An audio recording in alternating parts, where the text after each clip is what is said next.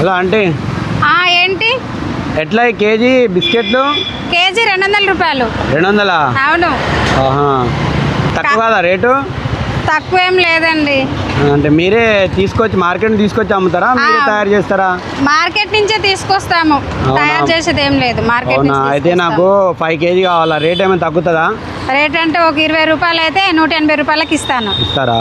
మరి మీరు అమ్ముతున్నారు ఏంటంటే, చూస్తే బాగానే ఉన్నారు. ఏమైనా జాబ్ చేసుకోవచ్చు కదా, కష్టం పని కదా. జాబ్ అంటే బయట 15,000 ఇస్తారు, ఇదైతే కొంచెం బాగుంటది. ఇంతకు ముందు మా ఆయన అమ్మేది లేడు, వాడు పక్కింటి దాన్ని తీసుకొని లేచిపోయిండు.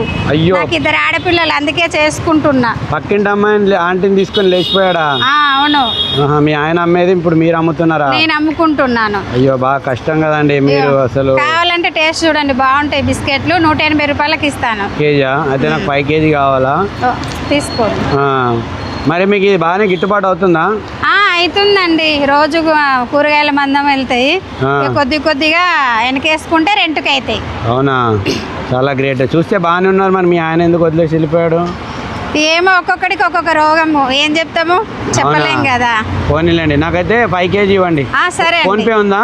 ఉందండి, ఇగో స్కానర్ ఉందండి. సరే, అయితే 5 కేజీ ఇవ్వండి అందులో. సరే.